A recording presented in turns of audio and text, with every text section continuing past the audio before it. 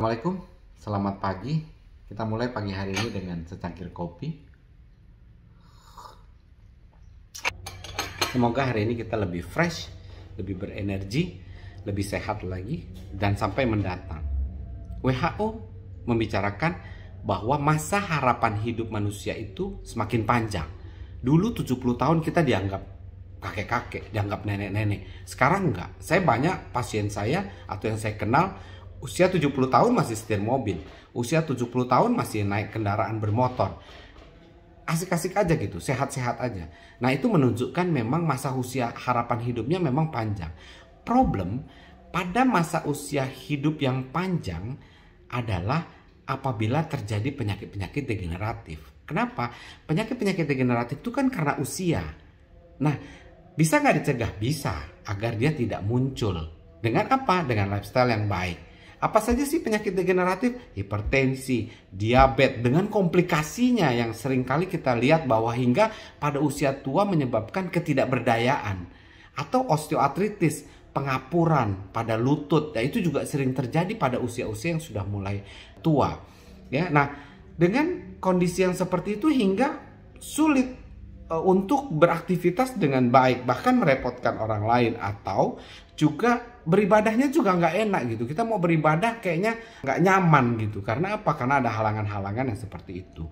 Whatever, tapi saya nggak mau bicarakan tentang itu. Yang saya mau sampaikan adalah bagaimana kita tidak menjadi seperti itu. Yang kita harapkan masa usia kita panjang, usia kita semakin tua, tapi kita tetap fresh, tetap masih bisa bermain dengan teman-teman, masih bisa beraktivitas seperti biasa, masih bisa bekerja, beribadah juga enak gitu, silaturahmi juga enak.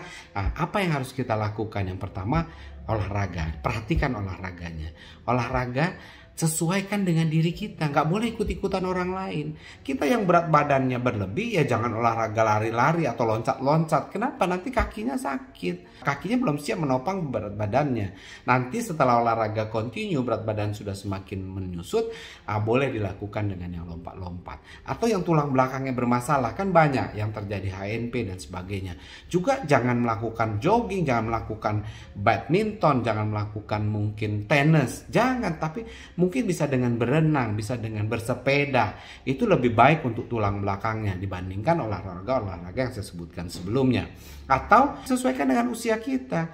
Kalau usianya sudah di atas 50, ya jangan olahraganya yang sprint, jangan olahraganya yang competition, jangan olahraganya yang membangkitkan emosi, yang memacu adrenalin, memacu detak jantung cukup berlebih. Karena saluran-saluran makanan yang memberikan makan ke jantung juga sudah tidak selapang saat masih muda. Itu makanya sering terjadi gangguan atau kasus-kasus yang fatal di lapangan olahraga. Karena apa? Memaksakan diri, sementara pembuluh darah yang memberi makan jantung sudah tidak mumpuni lagi. Yang kedua, teman-teman semua, pola makan. Pola makan ini penting banget. Selain makanan yang dimakan, jenis-jenisnya, kalorinya, juga waktunya itu penting. Waktu bukan berarti kita mau diet, kita nggak makan pagi sarapan, nanti makan-makan jam 3 sore. Hanya lapar yang dia dapat, malah yang ada rusak pencernaannya. Bukan itu, tapi waktunya harus sesuai dengan pola kesehatan. Mungkin pagi dia bisa sarapan, jam 10 dia ada snack masuk atau buah masuk. Jam siang dia bisa makan siang, jam 3 ada snack masuk atau buah masuk. Pilih antara jam 10 buah atau jam 3 buah. Pilih salah satu, bisa diseling. Terus jam malam, jam 7, jam 6 sudah makan malam.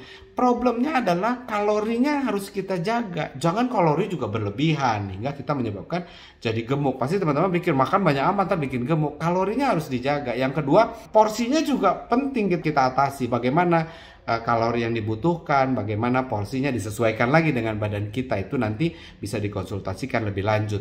Tapi jarak-jarak waktu itu penting, karena apa? Lambung kita 3 jam sudah kosong. Kalau Anda makan dari pagi, terus makan lagi di siang hari sampai jam 2 siang, makannya geragasan, semua dimakan, ada kerupuk makan, semua makan, yang ada kelihatan makan. Kenapa? Karena lapar sekali hingga polanya berantakan. Atau ada orang yang makan seketemunya, ada makanan ya dia makan, ketemu di sana dia makan segala macam. ya otomatis itu juga nggak bagus. Jadi selain jenis, selain porsinya, waktu makan juga itu penting gitu ya. Nah, teman-teman tahu bagaimana orang-orang yang berlebih makan yang paling sering muncul apa? Lingkar perut. Coba pegang perutnya masing-masing. Apakah lingkar perut kita udah sesuai? Yang wanita jangan lebih dari 80 cm, yang laki-laki jangan lebih dari 90 cm.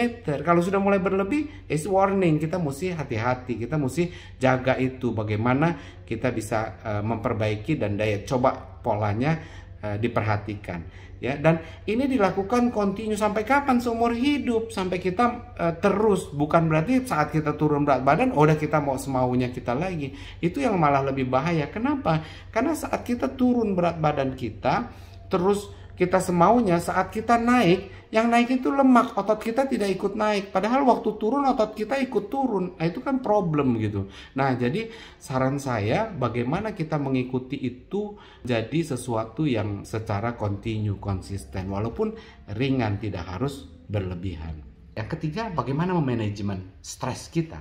Bagaimana kita tidak serta-merta merespon setiap stimulus yang masuk dalam diri dengan penuh kesetresan, penuh dengan kecemasan, penuh dengan rasa kekhawatiran. Itu juga menurunkan imunitas kita, menghancurkan keseimbangan metabolisme dalam tubuh kita. Ya, baik. Yang paling penting whatever bagaimana dietnya, bagaimana olahraganya, tapi yang paling penting lakukan aktivitas kita ini dengan senang hati setiap hari. Lakukan dengan senang hati, mencintailah, bersenanglah, dan jangan berangan-angan yang terlalu panjang. Terima kasih semuanya. Assalamualaikum warahmatullahi wabarakatuh.